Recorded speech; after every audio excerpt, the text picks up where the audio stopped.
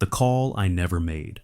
Alright folks, get ready to dive into a story that'll make your heart race and have you side-eyeing your phone the next time it buzzes in the dead of night. This is one of those chilling tales that starts with something as mundane as a phone call, but spirals into a mystery that claws at the edges of reality. It's the kind of thing that makes you wonder if the world we live in is as straightforward as it seems, or if there's something else out there, something that knows your number and isn't afraid to use it. This comes straight from someone who lived it, a moment that turned a quiet night into a nightmare they can't shake. In the strange, dark, and mysterious world we inhabit, some calls don't have a caller, and some messages aren't meant to be answered. Let's get into it. It was just a couple of months ago, sometime around August 25, in a quiet apartment in a city that never quite sleeps. Our storyteller, let's call them Alex, was your average person, living alone in a cozy one-bedroom place. Nothing fancy, just a space with a bed, a nightstand, a TV that was always on a little too loud, and a phone that was never far from reach.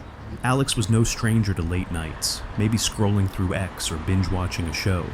But this night was different. It was around 2:30 a.m., that witching hour, when the world feels like it's holding its breath, and Alex was fast asleep, lost in the kind of deep, dreamless slumber that only comes after a long day. Then, out of nowhere, a sound pierced the silence. The phone on the nightstand was vibrating, its screen glowing like a beacon in the pitch-black room. Alex stirred, groggy, their minds still half-tangled in sleep. They reached for the phone, squinting against the harsh light of the screen, expecting a late-night text from a friend or maybe a spam call. Annoying, but normal. But when their eyes focused on the caller ID, their blood ran cold. The screen wasn't showing a contact name, or even an unknown number. It was showing their own number. Alex's number, the one tied to the phone in their hand, was calling itself.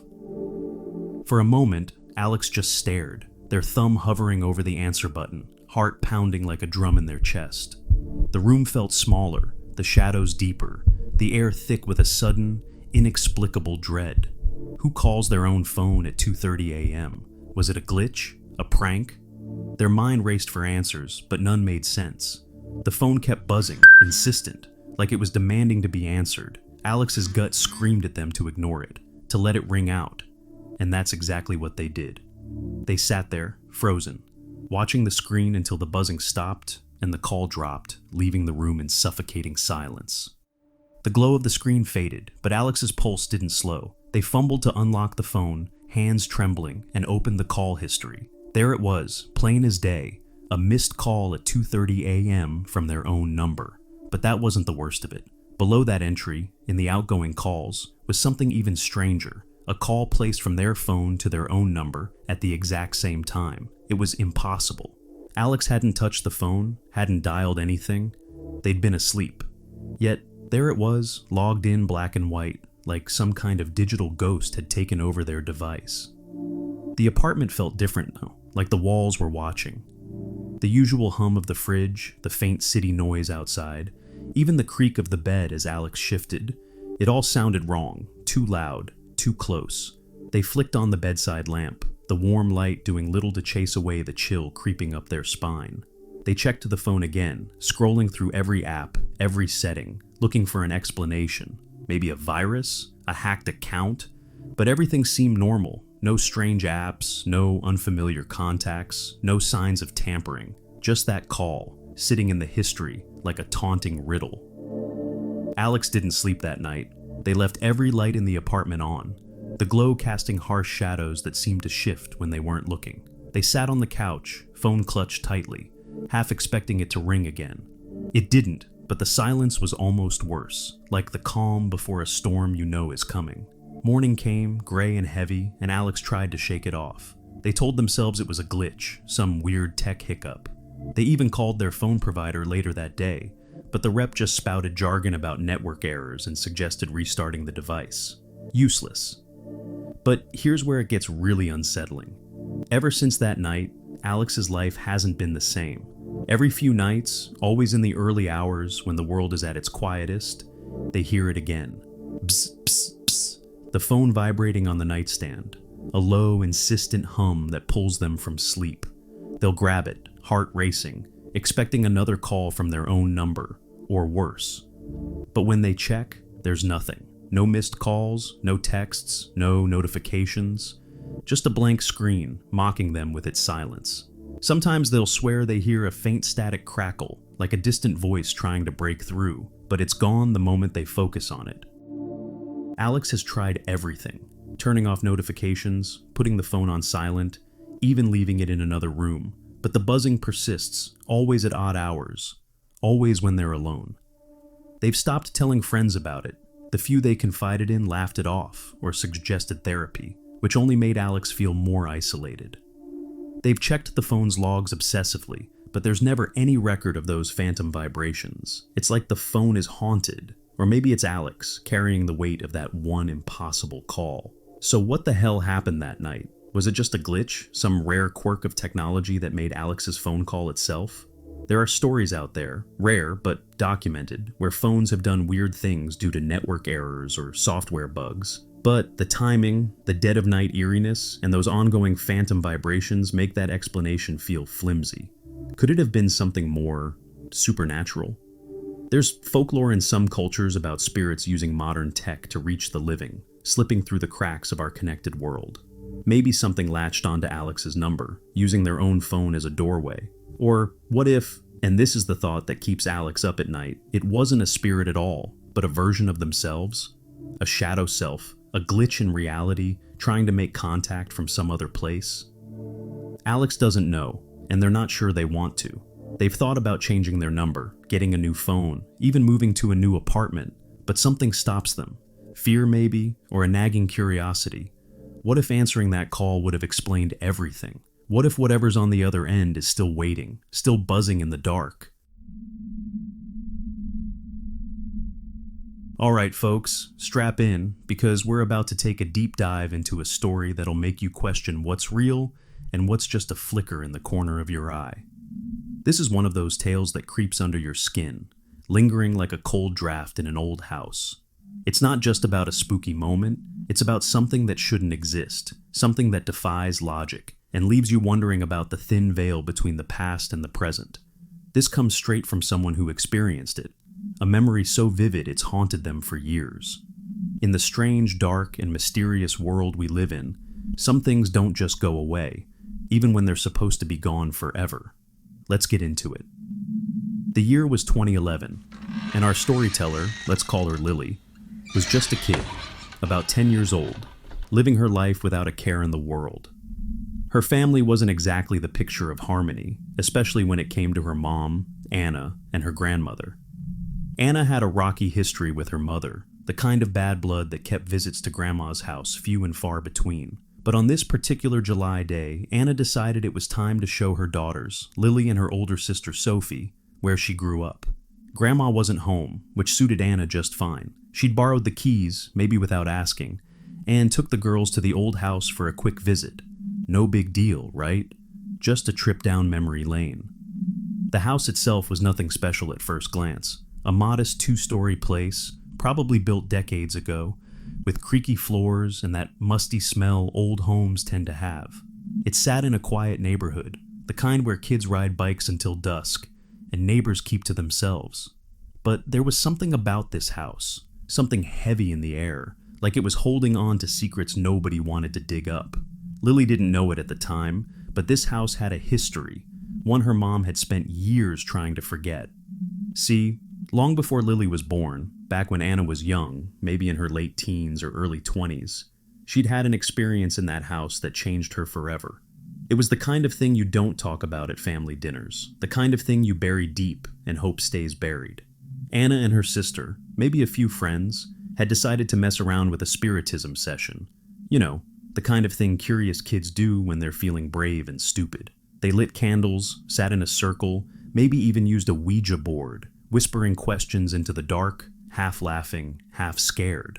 But then, something happened. A porcelain doll, one of Grandma's prized possessions, did something it shouldn't have. It was sitting in the room with them, propped up on a shelf or a chair, its glassy eyes catching the candlelight. And then, without warning, it moved. Not a fall, not a slip. It turned its head, slow and deliberate, and blinked while staring straight at Anna. The room erupted in chaos. Anna screamed, her heart pounding so hard she thought it had burst. She didn't wait for explanations. She bolted out of the house. The image of that doll's lifeless eyes locking onto hers burned into her mind. After that night, Anna avoided her mother's house like the plague. The bad blood between them didn't help, but that doll? That was the final straw. She swore she'd never go back unless she had to, and even then, she'd never feel safe there. Fast forward to 2011. Lily, Sophie, and Anna are walking through that same house, now a little worse for wear. The place felt frozen in time. Faded wallpaper, old furniture, the faint smell of smoke lingering from a kitchen fire that had torn through years ago. That fire had been a freak accident, sparked by faulty wiring or a forgotten stove, and it had gutted part of the house. Most of Grandma's belongings survived, but some things didn't, including supposedly that porcelain doll. It was reduced to ash, nothing left but a memory and a few scorched remnants of the life it had been part of. Lily was wandering the ground floor, poking around like any curious kid would, while Anna and Sophie chatted nearby. The staircase loomed ahead, a narrow wooden thing that creaked with every step, leading up to the darker, quieter second floor. At the base of those stairs sat a small wrought iron chair, ornate but rusted, the kind of thing you would expect in an antique shop. Lily's eyes drifted to it, and that's when she saw her. A porcelain doll, sitting primly on the chair, as if she'd been placed there just moments ago. She had wavy blonde hair cascading over her shoulders, a green dress with delicate lace trim, and a small bowl of dried lavender nestled between her legs. Her glassy eyes stared straight ahead, unblinking, catching the faint daylight filtering through a nearby window. To Lily, it was just a doll, pretty, maybe a little creepy, but nothing out of the ordinary. She didn't think much of it, just noted it in her head like you'd notice a lamp or a rug. "Hey, Mom," Lily said casually, turning to Anna. "That doll on the chair is kinda cool. Where'd it come from?" The words hung in the air for a split second before everything changed. Anna's face went white, like the blood had drained from her body. Her eyes widened, her breath catching in her throat. "What doll?" she whispered, her voice barely audible. Lily frowned, confused. "The one right there," she said, pointing to the chair at the base of the stairs. Blonde hair, green dress with the lavender bowl. Sophie glanced over, curious but not alarmed, her eyes scanning the empty chair. Empty. There was nothing there. Anna's questions came fast, sharp, like she was interrogating a suspect. What did it look like? Where exactly was it? Describe it. Lily, picking up on her mom's panic, started to falter but gave every detail: the wavy hair, the green dress, the lavender, the way the doll sat perfectly centered on that wrought iron chair. With every word, Anna's face grew more ashen, her hands trembling. Sophie, sensing the tension, stayed quiet, her eyes darting between her mom and the empty chair. Anna grabbed her phone, her fingers shaking so badly she could barely dial. She called her mother, Lily's grandmother, and demanded answers. "Do you still have that doll? The porcelain one from back then? Is this some kind of sick joke?" Her voice was a mix of fear and anger, rising with every word. Grandma's response was calm, matter-of-fact, and it hit like a sledgehammer. "There is no doll. There hadn't been for years. That porcelain doll, the one that had turned its head and blinked during that spiritism session, had been destroyed in the fire. The flames had consumed it, leaving nothing behind but the wrought iron chair, which had survived unscathed, its black metal untouched by the heat. Grandma hadn't replaced it, hadn't kept any other dolls. The house was doll-free, and had been for decades." Lily stood there, her heart pounding, trying to process what she'd just heard. She saw that doll, clear as day, sitting there like it belonged. She could still picture the texture of its dress, the way the lavender smelled faintly, even from a few feet away, but Sophie hadn't seen it, Anna hadn't seen it, and now Grandma was saying it couldn't exist. The chair sat there, empty, mocking them with its silence. Anna grabbed the girls, her voice tight. "We're leaving, now!" They didn't argue. They piled into the car, the house's heavy air clinging to them like damp cloth, and drove away without looking back. Weeks later, they returned to the house, maybe to pick something up, maybe because Anna felt she had to face it. Lily's stomach churned as they approached the staircase, her eyes locked on that wrought iron chair. She half expected to see the doll again, those glassy eyes staring through her. But there was nothing, just the chair, rusted and empty, sitting at the base of the stairs like a sentinel. She avoided looking at it for too long, a chill creeping up her spine. Sophie, usually the braver one, stayed close, her usual confidence shaken.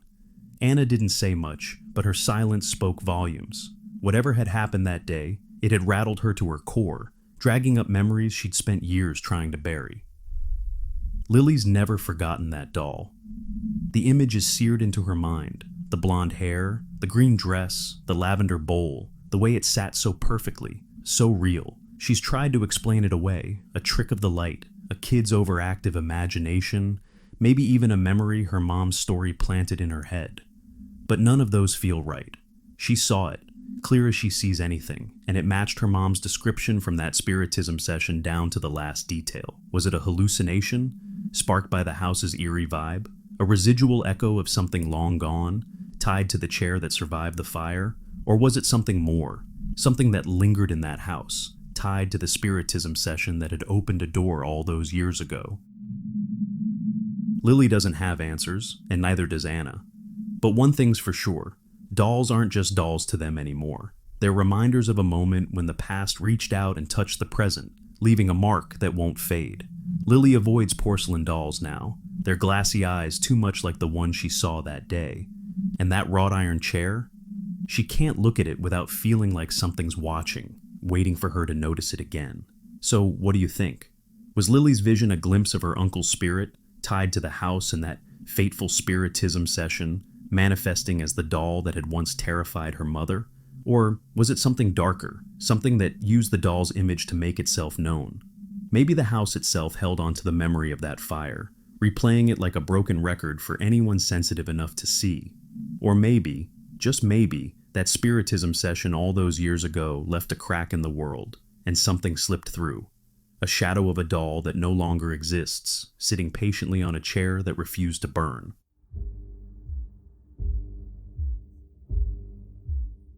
It was 2017, somewhere in a bustling college town. Think late-night pizza runs, dorm parties, and students cramming for exams under fluorescent lights. Our guy, let's call him Jake, was a junior at the university, living the typical broke student life, but doing all right for himself. He'd scored a decent one-bedroom apartment just off campus. Not one of those rundown student slums, but a proper place with clean walls, a working stove, and a bathroom that didn't look like it belonged in a horror movie. It was on the third floor of a modern complex, nothing fancy, but safe, quiet, the kind of place where you'd expect to feel secure. Jake was a practical dude, studied engineering, kept his place tidy, locked his doors religiously because, city life. He lived alone, no roommates, no pets, no girlfriend. His family was hours away in some rural nowhere town, so it was just him and his textbooks most nights. It was a late night, probably around midnight. Jake was exhausted after a long week of midterm exams and just wanted to relax. He decided to take a hot bath to wash away the stress. His apartment had this old bathroom intercom, one of those vintage wall systems people used decades ago to call for help or talk to someone in another room. Jake never used it. It was just a dusty button near the light switch that he hardly noticed. He filled the bathtub, and soon the room filled with thick steam, fogging up the mirror. The small bathroom felt warm and cozy, with white tiles, a single yellow bulb glowing softly, and the low hum of the water heater in the background. Jake got in, let the hot water surround him, and closed his eyes.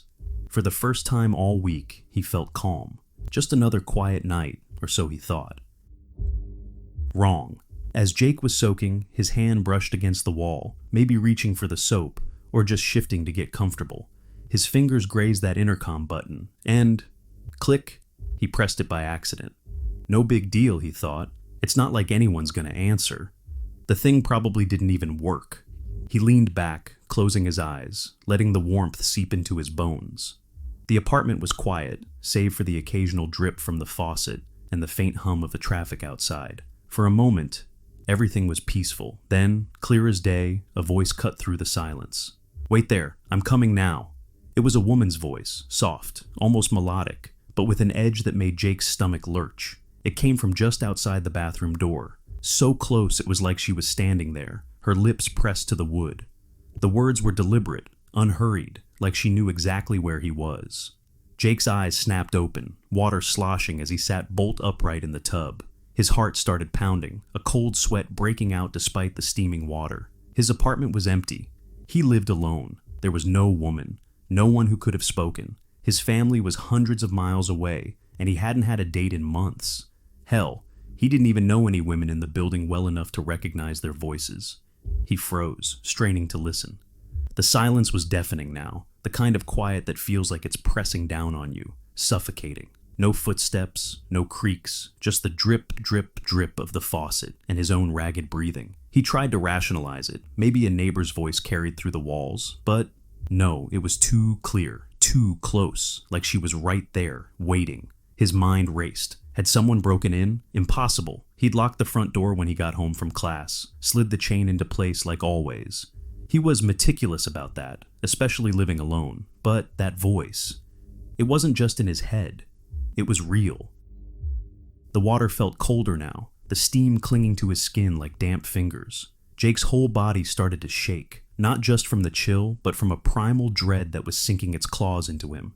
He didn't want to move, didn't want to make a sound, but he couldn't stay in that tub. Not with her out there, whoever she was. He forced himself to stand, water dripping onto the tiles with a soft patter that sounded too loud in the stillness. His eyes locked on the bathroom door, a flimsy piece of wood that suddenly felt like his only barrier against whatever was waiting outside. He grabbed a towel, wrapping it around himself, his hands fumbling as he pulled on his clothes, a t-shirt and sweatpants still damp from the bath. Every second felt like an eternity, his pulse hammering in his ears.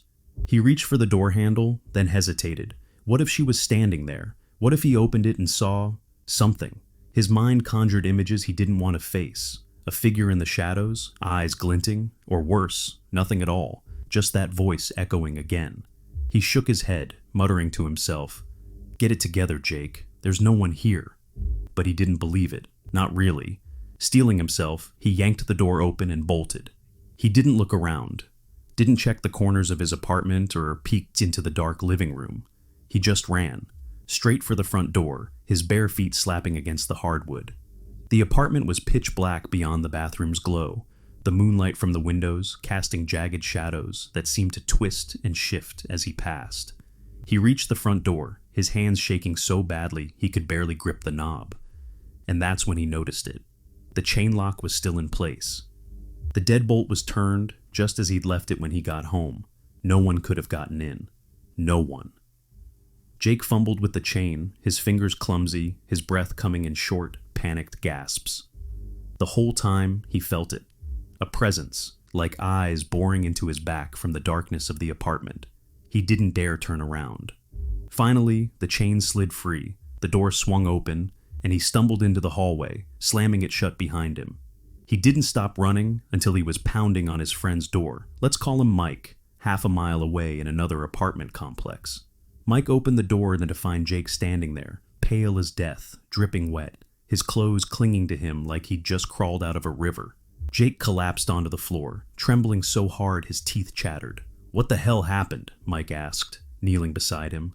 It took a while for Jake to get the words out, his voice shaking as he recounted the story. The intercom, the woman's voice. "Wait there, I'm coming now." The locked door, the chain still in place. Mike pressed him. "Did you see her? Was anyone actually there?" Jake's eyes darted to the floor, his voice barely a whisper. "I don't know, man. I was too scared to look. I just ran." That night, Jake crashed at Mike's place. He refused to turn off the lights, sitting on the couch with a bottle of whiskey from Mike's fridge, taking long pulls to steady his nerves. He didn't sleep, just stared at the wall, jumping at every creak of the building. The next morning, he called his parents and told them he wasn't going back to that apartment. Not ever. A week later, his family showed up to pack his stuff and move him out. Jake didn't go with them. Whatever he left behind, clothes, books, furniture, he didn't care. He just wanted to be as far away from that place as possible. Mike never heard from Jake again after that. No calls, no texts, no updates. It was like he vanished into the countryside with his family, cutting ties with his old life. The apartment was re-rented soon after, and as far as Mike knows, no one else ever reported anything strange. But he can't shake the memory of Jake's face that night, the raw, animal terror in his eyes. And ever since, Mike's been careful. He doesn't have an intercom in his bathroom, but when he's in the shower, he makes damn sure his phone's nowhere near anything that could accidentally dial out. Because deep down, he wonders, what if Jake pressed that button and opened a door to something that wasn't supposed to be there? Something that was waiting just on the other side of the wall, ready to answer. Now, here's the thing about this story that keeps me up at night. Jake's apartment was locked tight, chain, deadbolt, the works. No one could have gotten in. So, whose voice did he hear? Was it a prank? A glitch in the intercom picking up a random signal? Or was it something else? Something tied to that building, to the land it was built on, to the stories no one talks about? And why did Jake disappear after that? Like he was running from more than just a memory. If you've got a story like this, something strange, something dark, something that makes you question what's real, drop it in the comments. And next time you're in the bathroom, maybe double check that intercom. Or better yet, don't touch it at all. Sweet dreams, folks. It was a quiet evening, sometime in the not-so-distant past, in a small family home tucked away in a sleepy neighborhood. The kind of place where the biggest drama is usually who ate the last slice of pizza or whose turn it is to take out the trash. Our storyteller, let's call her Mia, was a teenager at the time, maybe 15 or 16, sprawled out on her bed, scrolling through her phone like any kid her age. Her older sister, let's say Sophie, a couple of years older, was in the same room getting dressed after a shower. The sisters shared a bedroom, a cozy little space with 2 beds pushed against the walls, a nightstand cluttered with snacks and chargers, and a single door leading out to the rest of the house. It was one of those nights where nothing much was happening, just the hum of the house settling, maybe the faint murmur of the TV in the living room, where their mom was probably watching her favorite drama. Now, this room had a lock on the door, and for good reason. Sophie was particular about her privacy when she was changing, so she'd flipped the lock to keep anyone from barging in. Mia didn't mind. She was lost in her phone, probably laughing at memes or texting friends, waiting for Sophie to finish so they could head out to the living room and maybe raid the fridge. The air was calm, the kind of stillness that wraps around you like a blanket. Outside, the neighborhood was dark, the streetlights casting a soft glow through the curtains, painting faint stripes across the walls. It was just another night, or so they thought. Sophie was just pulling on her shirt, zipping up her jeans, when Mia decided to shift positions on her bed. Maybe her arm was falling asleep, or maybe she was just restless, who knows. She rolled over, facing the other bed in the room, the one Sophie wasn't using. At that exact moment, Sophie turned too, maybe to grab something from the nightstand or just to stretch. And that's when it happened. Both sisters froze, their eyes locking on to the same impossible sight. There, on the empty bed, was a silhouette, a shadow of a person, sitting as clear as day. Not a vague blur, not a trick of the light, but the distinct outline of someone there, perched on the edge of the mattress. It wasn't moving, wasn't making a sound, just sitting. The figure was human-shaped, but featureless, like a void cut out of the room's dim light, its edges sharp against the moonlight filtering through the window. Mia's heart leapt into her throat, her phone forgotten in her hand. Sophie's breath hitched, her hand still clutching the hem of her shirt. They didn't scream, didn't speak, just stared, their minds racing to make sense of what they were seeing. And then, as if the universe decided that wasn't enough to rattle them, the door did something impossible. The handle, or maybe the lock plate, depending on how you picture it, turned.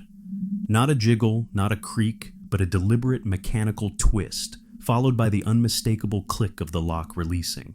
The door didn't swing open, didn't budge, but that sound echoed in the room like a gunshot. The sisters whipped amidst their heads toward each other, eyes wide, faces pale, as if to confirm they weren't imagining this. The shadow on the bed didn't move, didn't react, but its presence seemed to press down on them, heavy, like the air itself was thickening. Mia didn't think, she just moved. In one fluid, adrenaline-fueled leap, she was off the bed, her phone clattering to the floor as she bolted for the door. She yanked it open, the now unlocked handle giving way easily, and sprinted down the hall toward the living room, where the glow of the TV and their mom's presence promised safety. Sophie was right behind her, her footsteps pounding in sync, a frantic duet of panic. They burst into the living room, breathless, tripping over their words as they tried to explain to their mom what had just happened. "There was something on the bed," Mia stammered. "The door unlocked itself," Sophie added, her voice shaking. Their mom, startled out of her show, looked at them like they'd lost their minds, but the raw terror on their faces must have convinced her something was up. She didn't dismiss them outright, just told them to calm down and stay in the living room. That night, neither sister would set foot back in their bedroom. They camped out on the couch, blankets pulled tight, the TV left on for comfort, its flickering light pushing back the shadows. Sleep didn't come easy. Every creak of the house, every rustle outside, made them jump. They kept replaying it in their heads, the shadow, the lock, the way it all happened in perfect, chilling unison. By morning, they were exhausted, but the daylight brought a fragile sense of normalcy. They almost convinced themselves it was a shared hallucination, a trick of tired eyes and overactive imaginations. Then came the news that shattered that fragile comfort. That afternoon, their mom got a call. Her brother, Mia, and Sophie's uncle had passed away. It wasn't sudden, he'd been sick for a while, but the timing hit like a freight train. Just hours after that shadow, that unlocked door, he was gone. Mia couldn't shake the thought that crept into her mind. Was that him? Was that shadow their uncle, sitting on the bed, saying a silent goodbye before he left this world? Sophie wondered the same, though neither voiced it right away, as if saying it out loud would make it too real. They talked about it later, piecing together the memory, trying to decide if it was a farewell or something else. Something darker, maybe, that just happened to coincide with their uncle's death. The house went quiet after that. No more shadows, no more self-unlocking doors. Life moved on, but Mia and Sophie never quite looked at their bedroom the same way. They'd catch themselves glancing at that empty bed sometimes, half expecting to see that silhouette again. And the lock? They triple-checked it every night, just to be sure. So, what was it? Was that shadow really their uncle, stopping by one last time to say goodbye, his spirit lingering in the place where his family lived? There's something beautiful in that idea. A loved one reaching out across the veil, choosing a quiet moment to be near the ones they're leaving behind.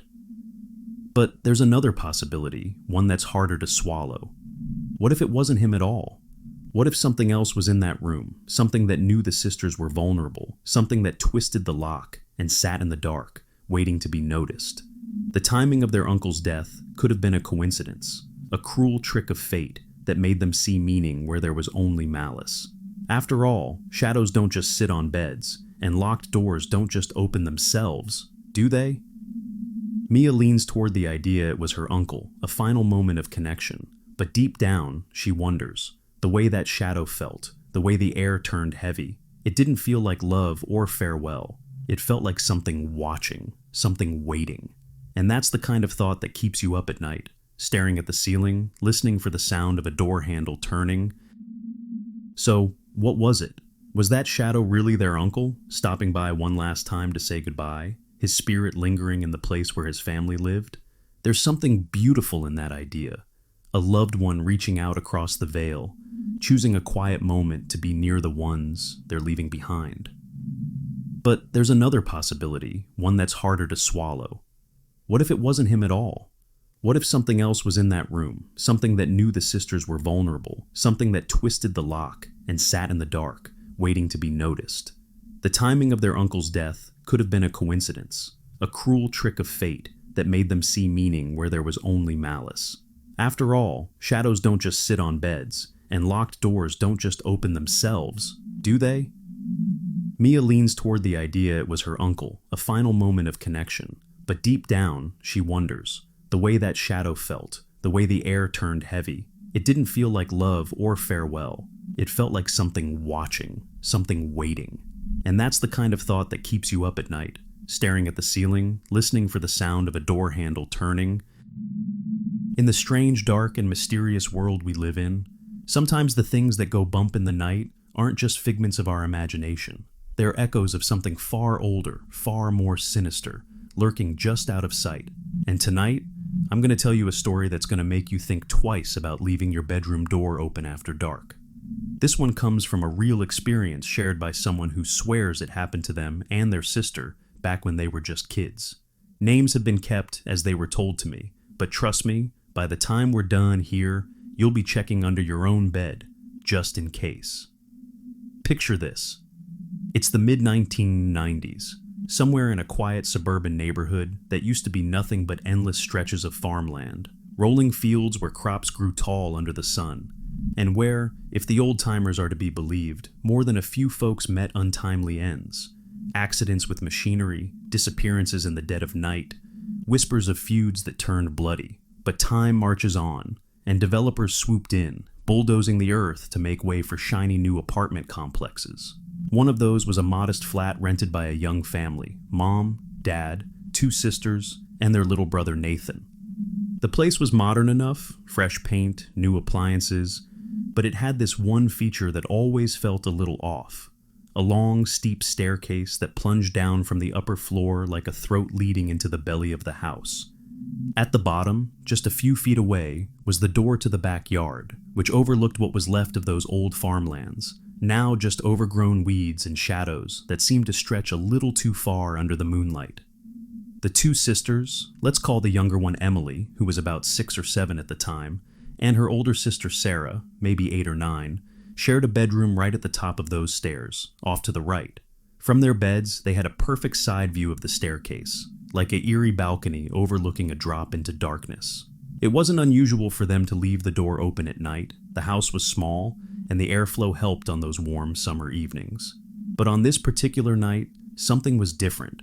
The air felt thicker, heavier, like the house itself was holding its breath. Outside, the wind whispered through the remnants of the farmland, rustling leaves that sounded almost like distant footsteps. Emily and Sarah had gone to bed as usual, giggling about school or whatever kids talk about. But as the hours ticked by and the house settled into that deep, midnight silence, sleep finally claimed them.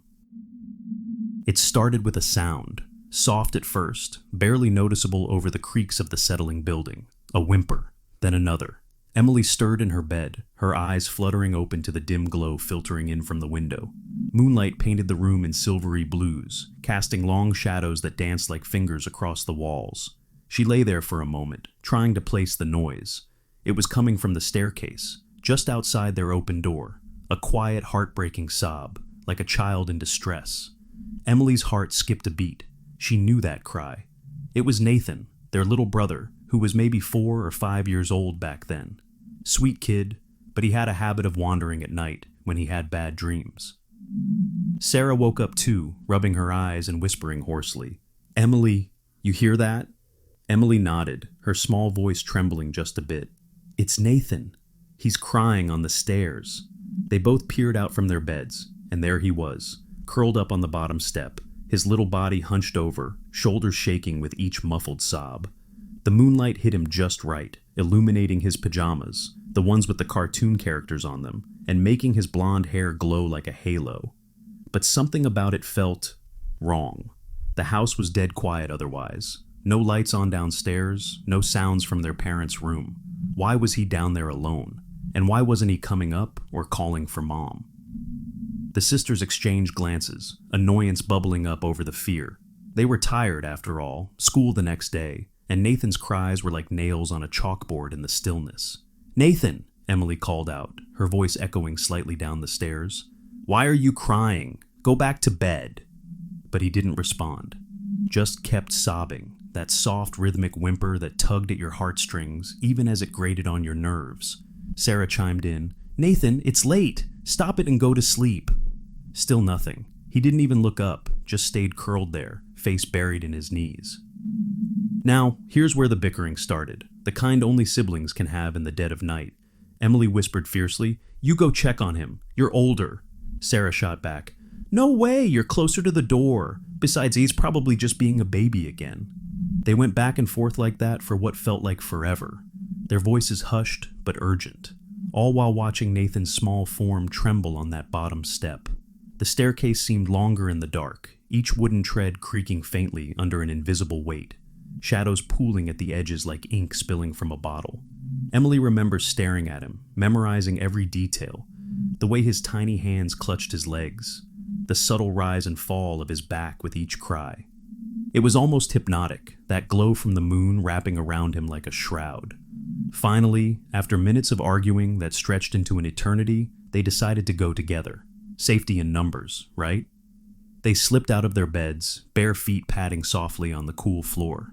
The house felt colder now, a chill that seeped up from the stairs like fog rolling in from the old farmlands outside. Step by step, they descended, hearts pounding louder with each creak of the wood. The backyard door loomed at the bottom, its glass pane reflecting the moonlight like a watchful eye. Nathan was right there, just a few feet away, his cries growing a tad louder as they approached, almost as if he sensed them coming, but still, he didn't move. Emily reached out first, her hand trembling as she placed it gently on what she thought was his shoulder. "Nathan, hey, it's okay," but the words died in her throat. The moment her fingers made contact, it was like touching smoke. His figure just vanished. Poof, gone in an instant, like a puff of breath on a cold window. The crying stopped abruptly, leaving behind a silence so profound it pressed against their eardrums. Emily's hand hung in the air, waving through empty space where her brother had been seconds ago. Nothing. No warmth, no fabric, no little boy. Just the cold, empty step. Panic exploded in their chests. Sarah gasped. What just happened?" Emily's mind raced. Had they imagined it? But no, they'd both seen him, heard him. They spun around, eyes wide, scanning the shadows at the base of the stairs. The backyard door stared back, unmoving, but the moonlight outside seemed to shift, as if something out there in the fields was watching.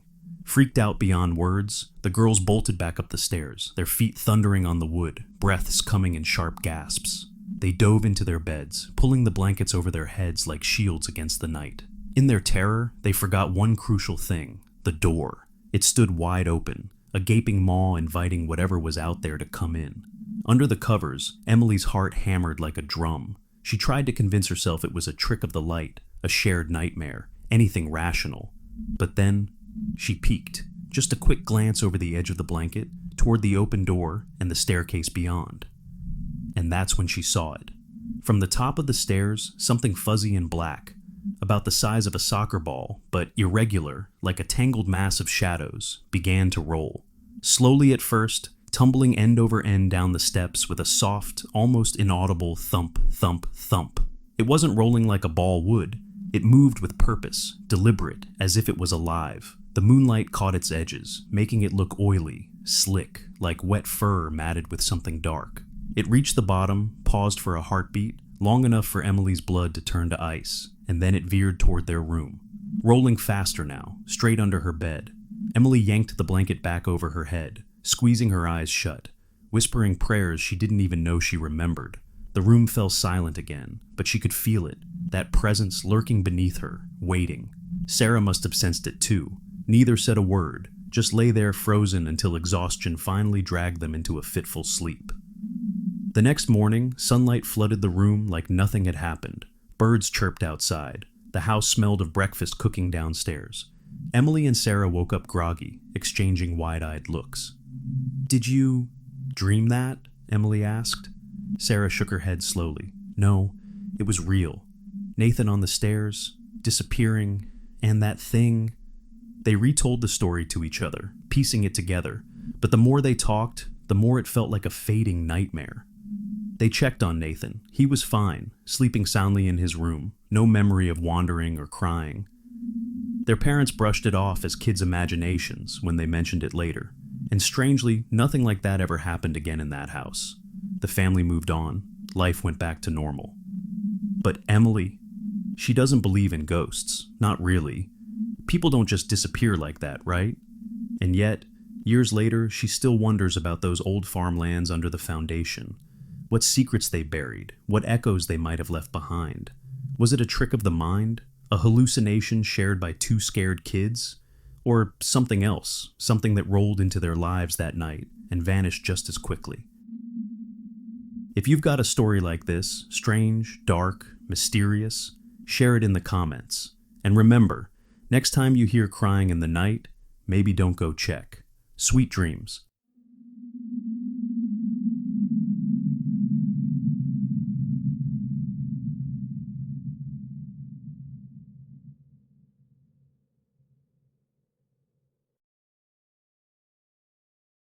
First story, Whispers in the Dark, the night I fled St. Mary's Hospital. It was one of those late-night shifts at St. Mary's Hospital that always felt a little off, you know? The kind where the fluorescent lights buzz just a bit too loud, and the hallways stretch out like they go on forever. I'd been working as a nurse there for about 6 months, pulling the graveyard hours because the pay was better, and honestly, I liked the quiet. Or at least I thought I did. That all changed on a rainy October night back in 2018. I remember it clear as day, or night I guess, because it's the reason I quit nursing altogether. If you're listening to this in the dark, maybe turn on a light. Trust me. The hospital was an old building, built back in the 50s, with creaky floors and walls that seemed to whisper when the wind picked up outside. We were short-staffed that evening, just me and Dr. Harlan on the 3rd floor, which handled the overflow from the ER, mostly elderly patients recovering from falls or infections. The rain was pounding against the windows, making everything feel isolated, like the rest of the world had vanished. I was doing my rounds around 2 a.m., checking vitals and making sure everyone was settled. The air smelled like antiseptic mixed with that faint, underlying rot you sometimes get in old places, the kind that clings to your scrubs. My first stop was room 312, old Mrs. Ellis. She was in her 80s, frail as a bird, hooked up to monitors that beeped steadily. I pushed the door open quietly, not wanting to wake her, and that's when I noticed something weird. The room was colder than it should have been, like someone had left a window cracked, but they were all sealed shut.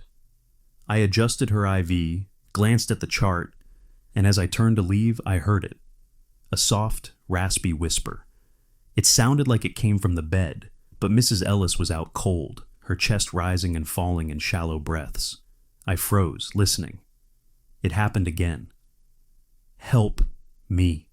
My heart skipped. I leaned in closer, thinking maybe she was mumbling in her sleep, but her lips weren't moving. The whisper faded, and I chalked it up to the storm playing tricks on my ears.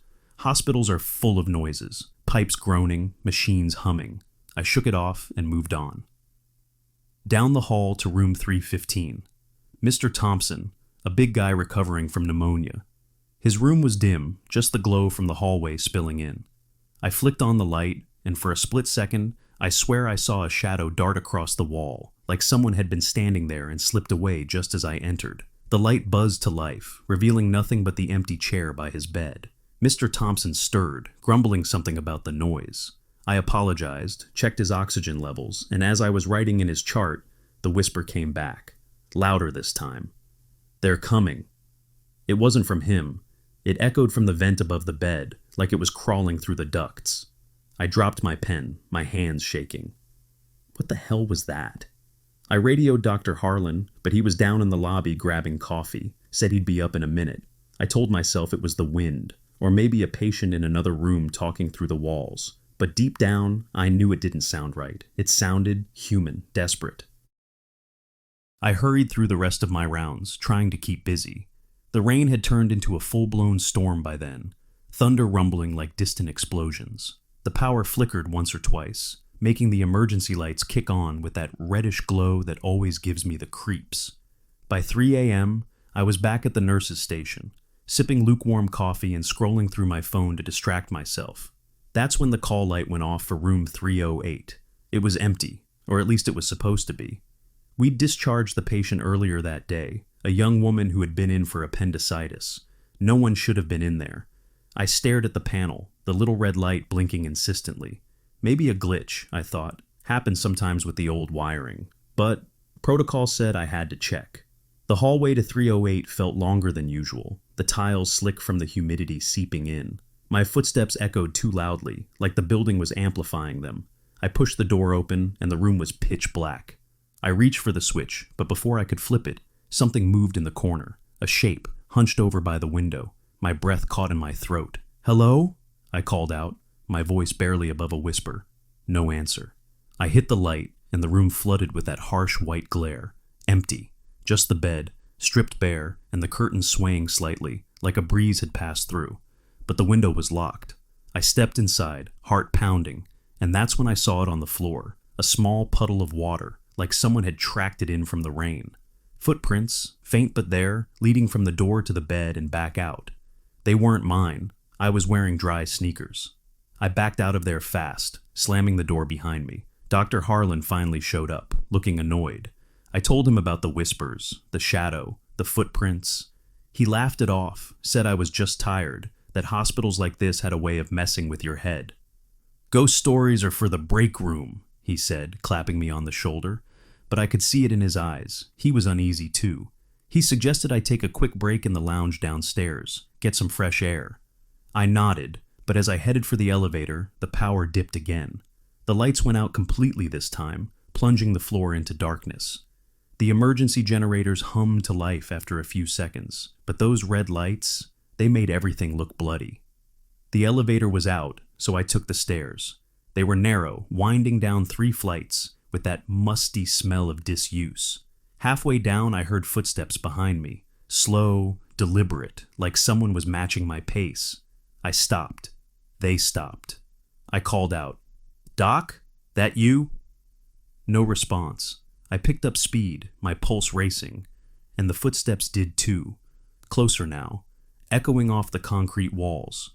By the time I burst through the door to the first floor, I was sweating, glancing over my shoulder. The stairwell was empty, just shadows. The lounge was deserted, the vending machines humming softly. I grabbed a soda, trying to calm down, telling myself it was all in my head. Stress, lack of sleep, nurses burn out all the time. But as I sat there, staring at the rain-streaked window, my phone buzzed. A text from an unknown number. "Don't leave us." I dropped the can, soda spilling everywhere. Who the hell? I blocked the number, but another came through. "We need you." Then a third, "Stay." My hands were trembling so bad I could barely hold the phone. I ran back upstairs, taking the stairs 2 at a time, ignoring the creeping feeling that something was watching me from the landings. The lounge was deserted, the vending machines humming softly. I grabbed a soda, trying to calm down, telling myself it was all in my head. Stress, lack of sleep, nurses burn out all the time. But as I sat there, staring at the rain-streaked window, my phone buzzed. A text from an unknown number. "Don't leave us." I dropped the can, soda spilling everywhere. Who the hell? I blocked the number, but another came through. "We need you." Then a third, "Stay." My hands were trembling so bad I could barely hold the phone. I ran back upstairs, taking the stairs 2 at a time, ignoring the creeping feeling that something was watching me from the landings. Back on the 3rd floor, everything had fallen apart. The call lights were flashing in every room. Dr. Harlan was running up and down the hallway, shouting, "What's happening?" as I caught up to him. Patients were awake, some whispering, some crying. Mrs. Ellis sat up in her bed, her eyes wide and empty, repeating, "They're here! They're here!" But her voice didn't sound human anymore. It was deeper, layered, like several people were speaking through her at once. Across the hall, Mr. Thompson was ripping out his IV lines, yelling about shadows moving in the corners. We tried to calm them down, to sedate who we could. But then we realized the voices weren't just coming from the patients anymore. They were leaking from the vents, the walls, even the heart monitors. Soft, pleading whispers echoing everywhere. "Help us. Stay with us." We called for backup, but the storm had knocked out the lines. No signal, no help. Harlan and I barricaded ourselves in the nurse's station, listening as the chaos built. Footsteps in the hall now, heavy, shuffling, like a crowd gathering. I peeked through the blinds and saw them, figures in the dim red light, pale and gaunt, dressed in old hospital gowns, their faces twisted in agony. They weren't patients. They couldn't be. One turned towards me, its eyes hollow sockets, mouth opening in a silent scream. I ducked down, hyperventilating. Harlan grabbed my arm. "This place, it's cursed," he whispered. "I heard stories when I started.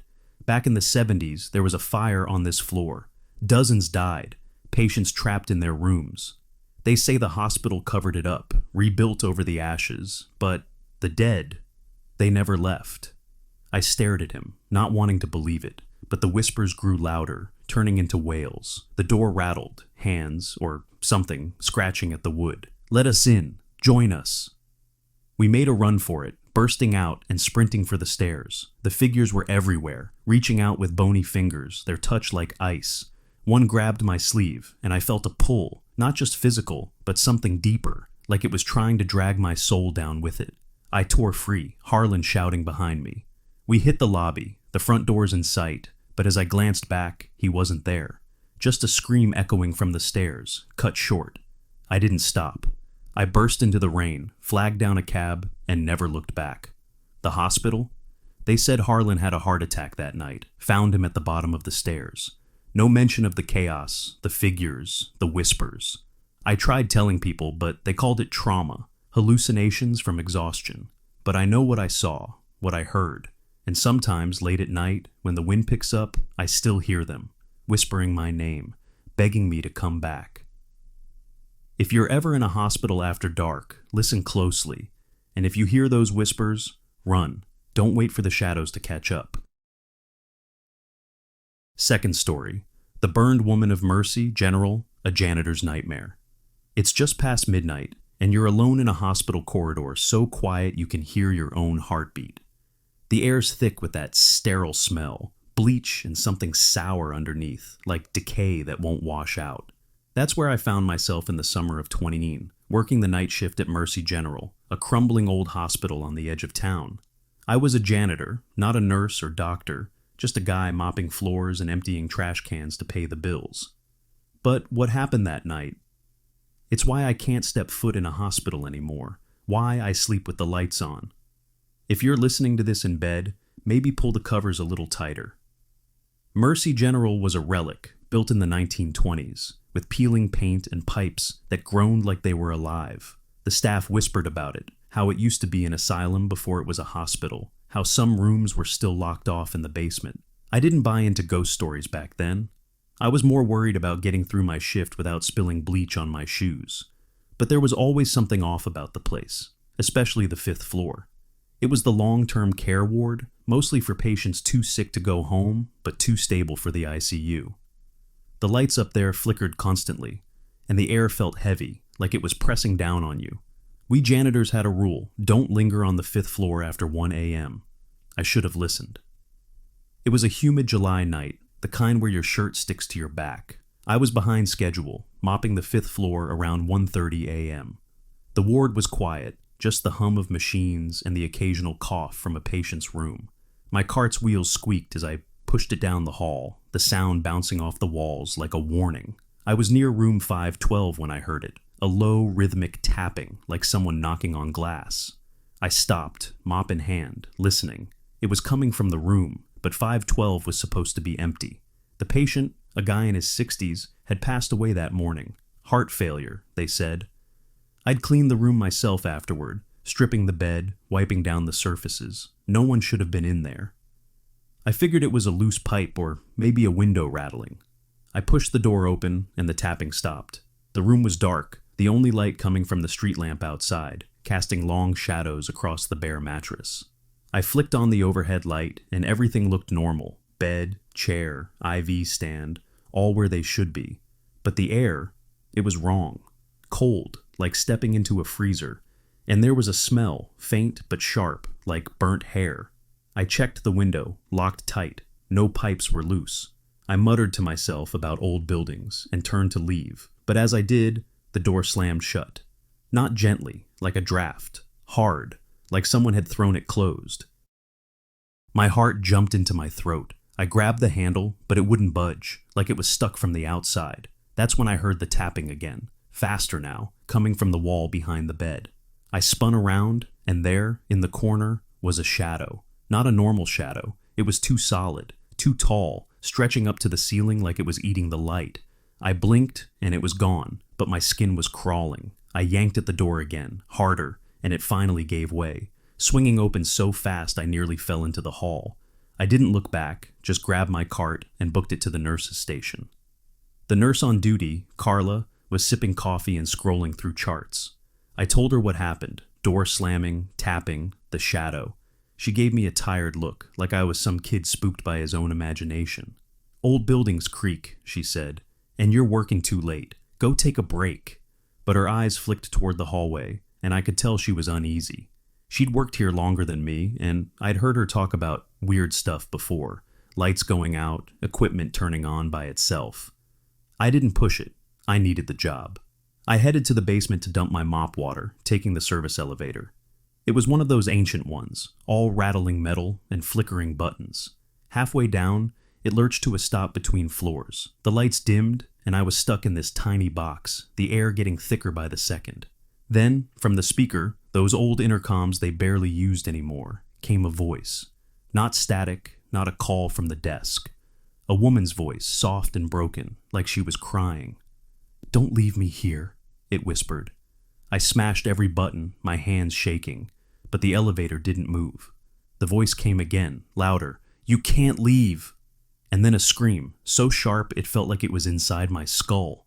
The elevator jolted back to life, doors opening to the basement's dim, flickering lights. The basement was a maze of storage rooms, old equipment, and locked doors no one talked about. It smelled like mildew and rust, and the bulbs down there were always half dead, casting everything in a sickly yellow glow. I dumped the water fast, but as I turned to head back, I saw something at the end of the hall. A figure, standing under a flickering light, dressed in one of those old-fashioned hospital gowns, the kind they don't use anymore. It was a woman, her hair long and tangled, her head tilted at a wrong angle, like her neck was broken. She didn't move, just stood there, staring. I froze, my breath hitching. Then the light above her went out, and when it flickered back on, she was closer, not walking, closer, like she'd glitched forward. I ran, my sneakers slapping against the concrete, not stopping until I was back in the elevator. My radio crackled as I hit the button for the ground floor. Carla's voice came through, frantic. "Get up here, now!" The elevator crawled, and when the doors opened, the 5th floor was chaos. Call lights were flashing from every room, alarms blaring. Carla was running between rooms, shouting about patients going crazy, screaming about a woman in their rooms, a woman who wasn't there. I helped where I could, but every room I entered felt wrong. Shadows moved in the corners, always just out of sight. Patients were crying, some clawing at their beds, saying she was watching them, whispering their names. In room 514, an old man grabbed my arm, his grip like iron. His eyes were wild, bloodshot. "She's still here," he rasped, "the one they burned." I pulled away, heart pounding, and asked Carla what he meant. She went pale, said it was just delirium, but I pressed her. Finally, she told me, back in the asylum days, a patient, a young woman, had died in a fire on the 5th floor. They said she started it, locked herself in a room, and set it ablaze. The hospital covered it up, rebuilt, but staff swore they saw her sometimes, wandering the halls, her gown charred, her skin blistered. "It's just stories," Carla said, but her voice shook. By 3 a.m. the alarms stopped, the patients calmed, but the air was electric, like a storm was coming. I was mopping the hall again, trying to stay busy, when I heard it, the tapping from room 512. I didn't want to go back, but Carla was with a patient, and I couldn't ignore it. I pushed the door open, and the room was freezing, the window wide open despite being locked earlier. The tapping was louder, coming from the mirror above the sink. I stepped closer, my reflection distorted in the dim light. And then I saw her, behind me in the mirror, her face burned, eyes black voids, her mouth opening wider than it should. I spun around, but no one was there. The tapping turned into a scream, and the mirror cracked, shards falling to the floor. I bolted, didn't stop until I was out the front doors, the humid night air hitting me like a slap. I quit the next day, didn't even pick up my last paycheck. The hospital shut down a year later, something about code violations. But I heard rumors, staff quitting, patients refusing to stay on the 5th floor. Sometimes I dream about her, the woman in the gown, standing at the edge of my bed, whispering my name. I don't know what she wanted, but I know one thing. She's still there, waiting for someone to listen. If you ever work a night shift in an old hospital, keep your head down. And if you hear tapping, don't look in the mirror. Third story. The Red Surgeon, trapped in St. Augustine's haunted halls. There's something about hospitals at night that makes your skin crawl. The way the lights hum, the way the air feels too still, like it's holding its breath. I learned that the hard way in the fall of 20, working as a security guard at St. Augustine's Medical Center. It was a sprawling, ancient place, built in the early 1900s, with wings that hadn't been touched in decades. I was new to the job, just trying to make rent, but what happened during one particular night shift? It's why I don't trust hospitals anymore. If you're listening to this alone, maybe keep a light on. You'll want it. St. Augustine's had a reputation. Nurses would talk in hushed tones about cold spots or equipment malfunctioning for no reason. I brushed it off as workplace gossip. Every old building has its ghost stories, right? My job was simple. Patrol the floors, check the exits, make sure no one was where they shouldn't be. The night in question was a chilly October evening, the kind where fog presses against the windows like it's trying to get in. I was on the graveyard shift, 11 p.m. to 7 a.m., and the hospital felt emptier than usual. Most of the staff had gone home, leaving just a skeleton crew on the 4th floor, where the ICU was. My rounds started off normal. I'd walk the halls, flashlight in hand, the beam cutting through the dimness. The hospital was a labyrinth. Long corridors, locked doors, and stairwells that echoed like caverns. By 1 a.m., I was on the 2nd floor, which was mostly administrative offices and a few storage rooms. It was dead quiet, except for the faint drip of a leaky pipe somewhere. I was checking a fire exit when I heard it. A low, rhythmic thumping, like someone dragging something heavy across the floor. It was coming from the old wing, a section they barely used anymore, sealed off behind a set of double doors. The thumping stopped as soon as I turned toward it, like whatever was making the noise knew I was listening. I radioed the head nurse, Karen, who was up in the ICU. "You got anyone down in the old wing?" I asked. She sounded tired, irritated. "No, it's locked up tight. Probably just the pipes. Don't waste my time, Mike." I let it go, but something about that sound stuck with me. It didn't feel like pipes. It felt deliberate. I decided to check it out, more to ease my own nerves than anything else. The double doors to the old wing were heavy, the kind that creaked on their hinges. My keycard worked though, and I stepped into a hallway that smelled like dust and something metallic, like old blood. The old wing was a time capsule, faded wallpaper, cracked tiles, and light fixtures that hadn't been replaced since the 80s. My flashlight swept over the walls, catching glimpses of old medical charts pinned up, curling at the edges. The thumping started again, louder now, coming from deeper in the wing. I followed it, my boots echoing too loudly in the silence. The air got colder the further I went, my breath fogging in front of me. I reached a door labeled Operating Theater B. That's where the sound was coming from. Thump, thump, thump, like a heartbeat. I hesitated, my hand on the doorknob. Every instinct told me to turn back, but I was the security guy. It was my job to check.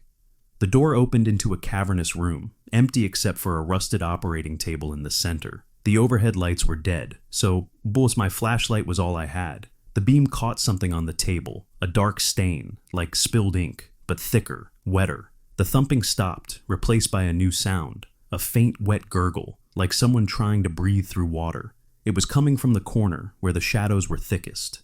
I swung my light over, and for a split second, I saw it. A figure, crouched, its back to me, shoulders heaving like it was sobbing. It was wearing a surgical gown, stained and tattered, and its hair was matted, dripping with something dark. I called out, "Hey, you can't be in here!" My voice echoed, but the figure didn't move. Then, slowly, it turned its head, just its head, at an angle no neck should twist. Its face, God, its face was wrong. Eyes too big, mouth too wide, like a scream frozen in time. I stumbled back, my flashlight shaking in my hand. The figure stood, unnaturally fast, and the gurgling turned into a voice, low and guttural. "You shouldn't be here." I bolted, the door slamming behind me as I ran down the hall. The thumping started again, chasing me, getting louder, closer. I didn't stop until I was back through the double doors, locking them behind me. My radio was going crazy, Karen shouting, "Mike, get up here, now!" I took the stairs 2 at a time, my heart pounding so hard I thought it had burst. The ICU was a nightmare. Machines were beeping erratically, patients moaning in their beds. Karen was pale, her hands trembling as she adjusted an IV. "They're all talking about her," she whispered, "the woman in the gown." I didn't need to ask who. Patients were muttering, some half-conscious, about a woman standing at the foot of their beds, watching them. One old man, hooked up to a ventilator, grabbed my wrist and rasped, "She's still cutting." His eyes were wild, like he was seeing something I couldn't. Karen told me to check the security cameras, see if anyone had gotten in. I ran to the control room, my hands still shaking.